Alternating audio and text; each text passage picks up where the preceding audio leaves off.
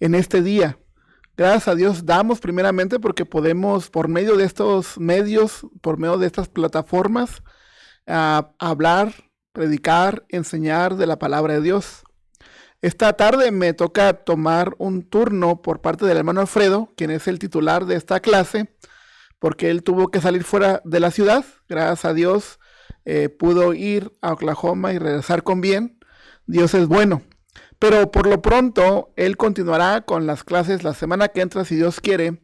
Pero me dejó encargado el capítulo número 12.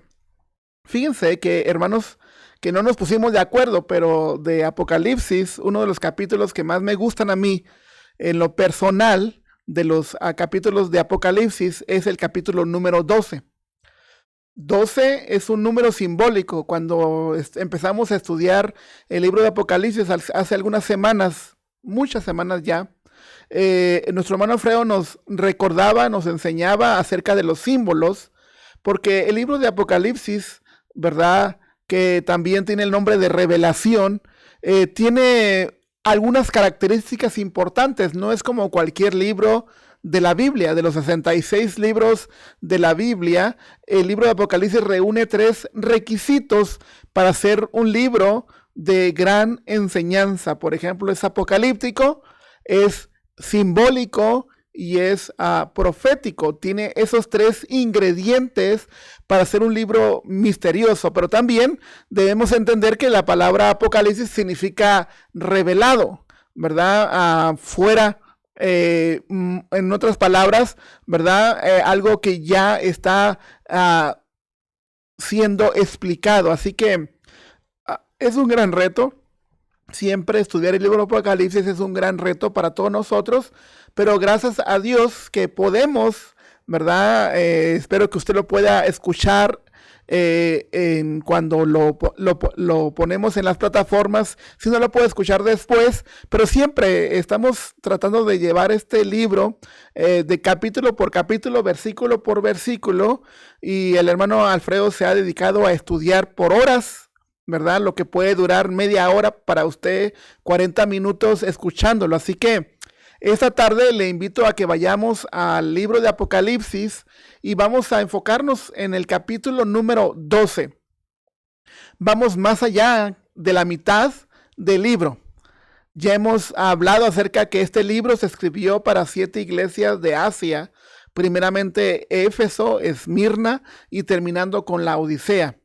Pero es interesante ver el capítulo número 12 porque nos va a hablar de algo muy interesante, muy profundo, y como que después del toque de la 7ª trompeta, Juan hace un alto en su narrativa para presentarnos diferentes personajes que van a tener un papel importante en la consumación de la historia.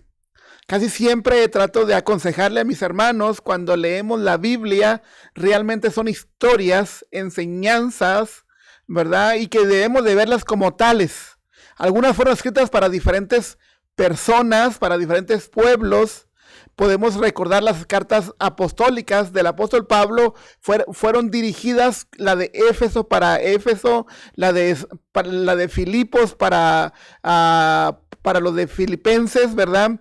Pero también hubo cartas pastorales como personales, como para Tito, como para Timoteo. Eso es muy importante verlo y entenderlo. Por eso cuando leemos el libro de Apocalipsis, debemos dar cuenta que no es una carta sencilla, pero siempre trae una revelación, una enseñanza para nosotros. Así que después del toque de la trompeta, de la 7ª trompeta que el hermano Alfredo terminó la semana pasada en el capítulo número 11, ¿verdad? Juan hace un alto en esa narrativa, ¿verdad? Para presentarnos a varios personajes importantes. Pero vamos a ver que se trata de una mujer vestida de sol, un dragón escarlata, que en el griego escarlata significa rojo, fuego, y también hablará de un niño varón en esta historia. Y vamos a leerlo juntos y vamos a tratar de avanzar algunos versículos acerca de esta historia claramente a lo mejor no terminamos en estos 30 minutos, pero de seguro nuestro hermano Alfredo terminará con este capítulo. Vamos a irnos al libro de Apocalipsis, de Revelaciones, y vamos a ver en el capítulo 12, ¿verdad? En el versículo número 1. Recuerden muy bien, el libro de Apocalipsis es un libro profético, simbólico y apocalíptico, ¿ok? Tomando en cuenta eso. Así que vamos a ver estos personajes.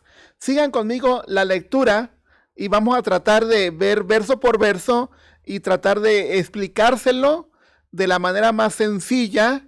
¿Por qué? Porque el libro de Apocalipsis es sencillo, ¿verdad? Pero a veces nosotros nos lo complicamos. Hay personas que dicen que les da miedo el libro de Apocalipsis, que les da terror, ¿verdad? Del libro de Apocalipsis, pero en realidad el libro de Apocalipsis es un libro de esperanza para todos nosotros los que creemos en Jesucristo. El libro de Apocalipsis nos dice cuál será el final de nuestro enemigo principal. Así que el libro de Apocalipsis es un libro que nos debe de animar a continuar a pesar de todos nuestros problemas, de todas nuestras dificultades. Siempre tenga en mente esto, ¿verdad? Estos capítulos que nuestro hermano Alfredo nos está enseñando o recordando, nos deben de servir para usted y para mí, para continuar esa carrera que tenemos por delante. Pero veamos, vamos a entrar de lleno al versículo 1, capítulo 12 de Apocalipsis. Apareció en el cielo una gran señal. ¿Okay? La palabra señal en el griego significa algo impactante. ¿Okay? Significa algo grandioso. Y vemos, hay que ponernos en los ojos de Juan. Siempre cuando leemos la Biblia, siempre tenemos que ver acerca de cómo el escritor está viendo, narrando la historia. Dice que apareció en el cielo, de repente, una gran señal, 2 puntos. Una mujer vestida del sol, con la luna debajo de sus pies, y sobre su cabeza una corona de 12 estrellas. Vamos a definir este versículo. Se presenta esta mujer como una mamá porque está embarazada. Más adelante lo vamos a dar cuenta. Y esta mujer va a dar a luz a un hijo. Y que va a regir con mano de hierro entre las naciones. El autor es un conocedor del Antiguo Testamento porque está narrando de una forma el capítulo 2 del libro de Salmos. Así que vemos que esta mujer está vestida del sol, con la luna debajo de sus pies y sobre su cabeza una corona de 12 estrellas. Aquí vemos nuestro primer protagonista, esta mujer, ¿verdad? Y ahora vamos a ver el segundo protagonista. Vamos a ver en el versículo, pero vamos a acabar el versículo 2, perdón. Y estando encinta y está esperando un bebé, clamaba con dolores de parto en la angustia del alumbramiento. Ya van a ser el bebé. Pero fíjense en el versículo número 3. Entonces entra a la escena el segundo personaje de esta historia. También apareció otra señal en el cielo. He aquí un gran dragón, un gran dragón escarlata, rojo de fuego, rojo como fuego, que tenía 7 cabezas y 10 cuernos, y en sus cabezas 7 diademas. Versículo 4. Y en su cola arrastraba la tercera parte de las estrellas del cielo y las arrojó sobre la tierra. Y el dragón se paró frente a la mujer que estaba para dar a luz, a fin de devorar a su hijo tan pronto como naciese. Fíjense ustedes ahora lo que pasa. Vamos a ver quién es esta mujer. Vemos que este es un personaje simbólico, ¿sí? Y el personaje de esta mujer tiene 2 definiciones. Primero, para el Antiguo Testamento, el pueblo de Israel. El pueblo de Israel es esa mujer. Pero también para el Nuevo Testamento es su iglesia. Recuerden que la palabra congregación la encontramos la primera vez allá en el libro de Números, y fue cuando el pueblo de Israel salió de Egipto y se reunió en el monte Sinaí como congregación. Entonces, ¿quiénes se reunieron como congregación? El pueblo de Israel. Es por eso que dice que en su cabeza una corona de 12 estrellas. Las 12 estrellas representan las 12 tribus de Israel. Esa mujer, el pueblo de Israel, ¿verdad? Es el pueblo escogido por Dios, pero nosotros los gentiles estamos ahí también. Dice el apóstol Pablo a la carta que escribe a los romanos que el olivo, ¿verdad? Es el pueblo de Israel y que nosotros los gentiles fuimos injertados dentro de ese olivo. Así que cuando hablamos de la mujer, esa mujer que baja del cielo, ¿verdad? Y que está vestida del sol, con la luna debajo de sus pies, es la iglesia del Señor. Pero fíjense algo tan importante. ¿Por qué baja del cielo? Porque la iglesia no es un pueblo terrenal. Eso debe quedar en nuestra mente. La iglesia es un pueblo celestial. Debemos de recordar lo que el apóstol Pablo escribe a la iglesia en Filipos, donde dice que nuestra ciudadanía está en los cielos. A veces usted y yo estamos tan afanados en las cosas materiales, estamos tan afanados y tan a gusto en este mundo que olvidamos que nosotros no somos de aquí. Que nuestra ciudadanía está en los cielos. No somos mexicanos, salvadoreños, americanos, no, somos celestiales. Es por eso que esta mujer baja del cielo, ¿verdad? Y va a dar a luz. ¿Okay? Entonces esta mujer representa, para muchos escritores, muchos teólogos, representa primero el pueblo de Israel, segundo, la iglesia misma. Las 12 estrellas, ¿verdad? Significan las 12 tribus de Israel. Y recuerden el simbolismo. La numerología es muy importante cuando leemos la Biblia, porque la numerología está desde el Génesis hasta el Apocalipsis, y el número 12 significa pueblo. Recuerden siempre los números. Es por eso cuando les comentaba al principio de esta lección que el capítulo 12 es uno de mis capítulos preferidos en lo personal, ¿verdad? Y cuando el hermano Alfredo me comentó que salía fuera y me dijo, usted dará el que sigue, dije, mira, gloria a Dios, me quedó ese capítulo porque es bueno cuando a uno le gusta un capítulo o un libro, compartirlo, ¿verdad? Expresarlo. Así que esta mujer baja del cielo vestida del sol, en la luna bajo sus pies, ¿verdad? Y trae una corona de 12 estrellas. Y esta mujer está encinta, está embarazada. Y ya tiene dolores de parto, ¿verdad? Y está en la angustia del alumbramiento. Pero no está sola. Alguien más viene y este es un gran dragón. Un gran dragón escarlata. ¿Sí? Y inclusive más adelante nos va a dar quién es este dragón. Nos va a decir que es la serpiente antigua. Pero fíjense algo interesante aquí. Dice que tiene 7 cabezas. El número 7. Eso quiere decir que este dragón es inteligente. Es muy inteligente. ¿Ok? Pero también dice, y en sus cabezas tiene 7 diademas. Es 7 cabezas. Dice, tiene 7 cabezas y 10 cuernos. ¿Ok? 7, 10. Es muy importante ver que el 7 es inteligente y en el número 10 y cuernos significa poder. Pero cuando usted ve el número 10 quiere decir que su poder es limitado, porque el número 10 significa límite. Así que es bien importante recordar cuando le dice el ángel a Juan acerca de la iglesia a Esmirna que el diablo echará a algunos en la cárcel por 10 días. Significa que iban a estar en la cárcel, pero no para siempre. Así que aquí Juan está describiendo a este dragón que bajó del cielo, que tiene 7 cabezas, es inteligente y que tiene cuernos, y tiene 10 cuernos, y significa poder. ¿Por qué los cuernos significan poder? Bueno, entre la tradición hebrea, ¿verdad? Creían que los cuernos significaban poder.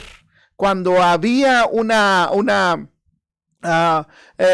batalla contra un pueblo, ¿verdad? Al guerrero más fuerte, al guerrero más poderoso, le entregaban un cuerno que había derrotado a sus enemigos con poder. Y era una tradición o era una costumbre. Pero fíjense algo interesante aquí. Dice que aunque es inteligente, no es tan inteligente. Tiene solamente 10 cuernos. Es limitado. Porque el único que tiene todo poder y toda gloria es nuestro Señor Jesucristo. Entonces, fíjense que este dragón es inteligente, pero no tan inteligente. Tiene poder, pero no todo el poder. ¿Ok? Entonces, siempre es bueno ver en el contexto, ¿verdad? De la explicación que hace Juan aquí, para que usted y yo no nos vayamos con la finta, como hicimos en México.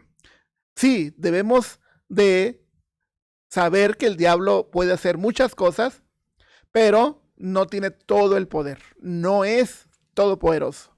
No es inmutable. Él engaña, pero ahorita vamos a ver esto. ¿Qué les parece? Y vamos a ver el versículo 4. Me gusta ese capítulo porque es muy sencillo de leerlo y muy sencillo de explicarlo porque aquí mismo nos da la respuesta, ¿ok? Dice, y su cola arrastraba la tercera parte de las estrellas del cielo y las arrojó sobre la tierra. Okay, aquí llega este momento, ¿verdad? Aquí llega este momento. ¿A quién arroja, verdad, este dragón escarlata a la tierra? ¿Y por qué están en su cola? Eso es algo muy sencillo, ¿verdad? Y vamos a ver que este dragón, ¿verdad? Eso es lo que hace. Y es muy interesante que cuando este dragón escarlata, que es el diablo, nos va a decir más adelante, ahorita lo vamos a leer, cuando fue desechado, cuando fue lanzado, no fue lanzado él solo, sino fue lanzado él y todos sus ángeles, y todos sus arcángeles, y todos sus tronos, y todas sus potestades, y todos los ángeles que que hicieron una gran rebeldía. No solamente él fue lanzado, sino fueron todos los demás. Así que es por eso que él usa esta frase. No solamente, y su cola arrastraba la tercera parte de las estrellas del cielo y las arrojó sobre la tierra, y el dragón, versículo 4, y el dragón se paró frente a la mujer que estaba para dar a luz a fin de devorar a su hijo tan pronto como naciese. Aquí nos lleva el autor, nos lleva a otra escena. Siempre les trato de comentar como una sugerencia, siempre que estemos leyendo al menos la Biblia, siempre imaginemos la escena. La Biblia no tiene dibujos, no tiene imágenes, así que eso Dios lo puso así de esta manera para que usted y yo visualicemos el mensaje. Fíjense ustedes, ahora este dragón se para frente a la mujer y está esperando que nazca el bebé para devorarlo. El diablo o este dragón está esperando el momento oportuno. Pero fíjense en el versículo número 5. Ahorita vamos a regresarnos un poco para ver qué es lo que hace este dragón. Y ella, versículo 5, y ella dio a luz a un varón que regirá con vara de hierro a todas las naciones, y su hijo fue arrebatado para Dios y para su trono. Aquí está usando el autor el Salmo número 2, les comentaba al principio. Es un gran conocedor este autor. Pero no, Juan pues es un Galileo, pero lo que pasa es que está inspirado por el Espíritu Santo. Dice aquí que entonces, ¿verdad? Este varón que nace va a regir con vara de hierro a todas las naciones, y su hijo fue arrebatado para Dios y para su trono. Aquí es bueno hacer un alto. ¿Recuerden Juan 1:1? En el principio era el verbo, y el verbo era con Dios, y el verbo era Dios. ¿Okay? Aquí ¿Quién es ese niño? Podría yo decirles, sugerirles dos cosas. Y las dos son correctas, porque al final Dios no se equivoca. Lo primero que habla aquí el autor es que es Jesús, ¿verdad? Es el autor de la salvación. Pero también es su palabra, porque el verbo en el griego significa palabra. Y eso es bien importante entenderlo. Dice Hebreos 1:1, primeramente hablando a los padres y después a los profetas, ahora nos habla por medio de su Hijo. Entonces, esto es la palabra y esto es su evangelio y esto es nuestro Señor Jesucristo. Dice Hebreos capítulo 11, versículo 6, que sin fe es imposible, ¿verdad? Adorar a Dios es imposible.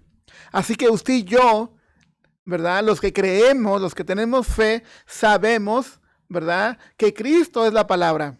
Cristo es nuestra esperanza. Así que, ¿verdad? Podemos decir que es Jesús, según Mateo número 1, versículo 1, pero también podemos decir que es la palabra de Dios, ¿sí? Es la palabra de Dios porque es lo mismo. Cristo es la palabra, ¿verdad?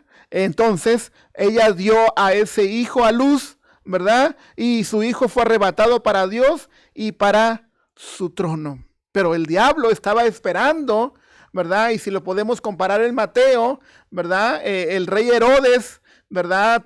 Hace que maten a todos los niños menores de cierta edad y José y María tienen que llevar al niño a Egipto por un tiempo. ¿Sí? Y cuando después del capítulo 2 del libro de Hechos y hasta el capítulo 10, vemos que entonces la iglesia es perseguida, muere Esteban. ¿Por qué? Por hablar la palabra. Y hablar de la palabra es hablar de Cristo Jesús. Entonces, ¿se fijan? El diablo siempre ha estado, este dragón está atento a callar a los hijos de Dios para que no se hable de Jesús. Y fíjense ustedes que cuando Jesús nació, creció, empezó su ministerio y está predicando, lo arrestan, Judas lo entrega, lo arrestan, lo crucifican. El diablo no se imaginaba ni pasaba por su mente que Jesús iba a resucitar.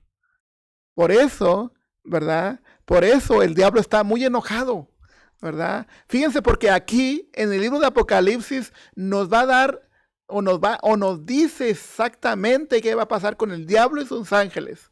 Ellos ya no tienen opción. Usted y yo sí tenemos. Por eso nos odia tanto. Por eso siempre busca interponer cualquier cosa para alejarnos.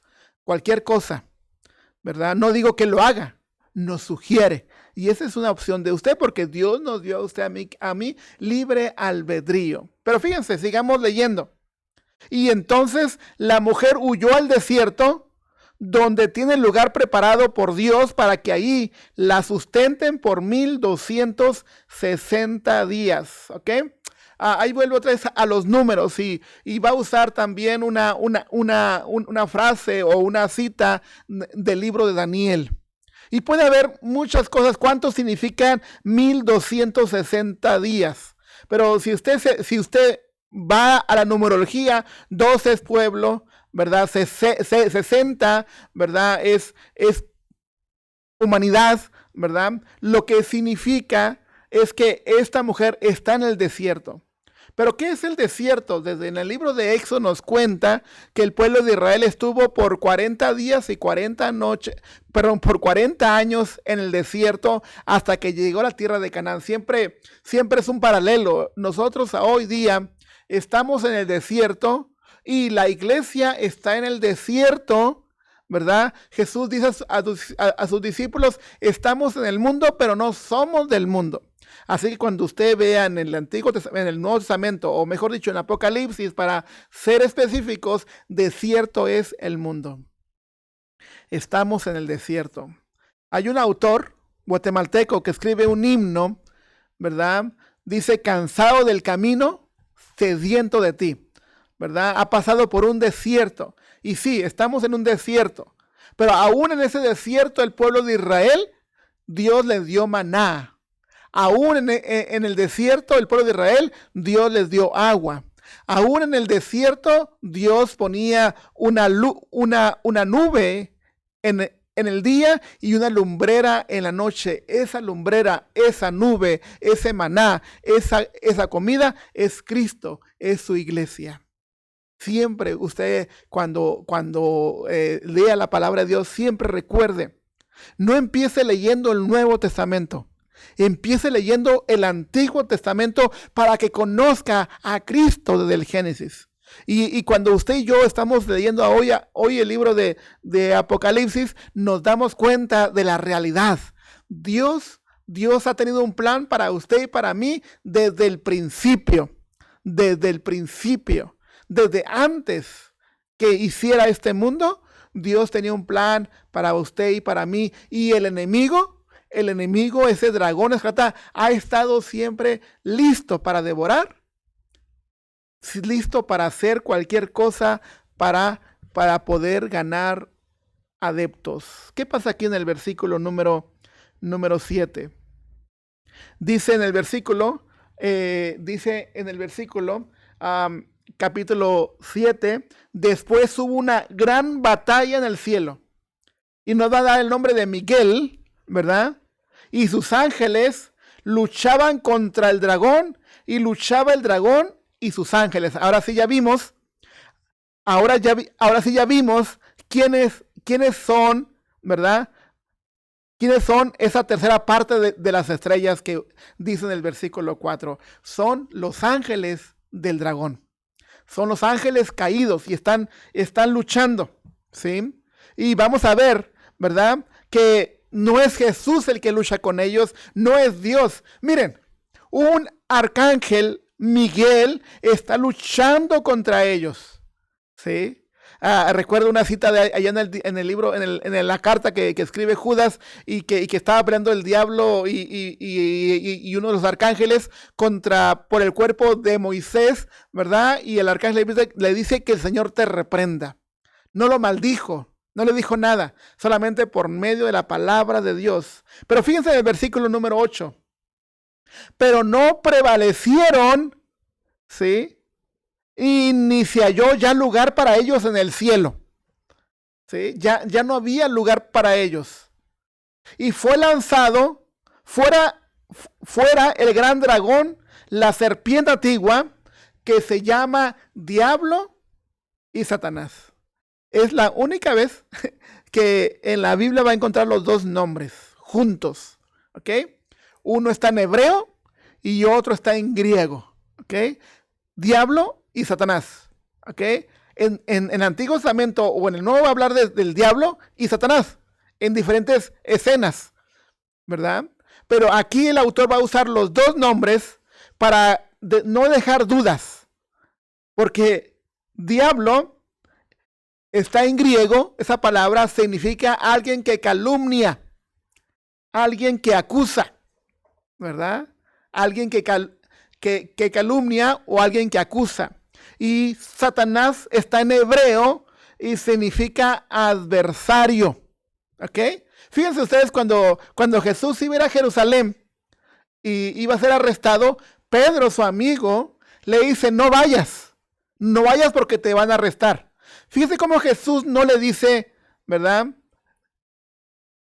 Aparte de mí, diablo, no, porque no le está acusando, no le está calumniando.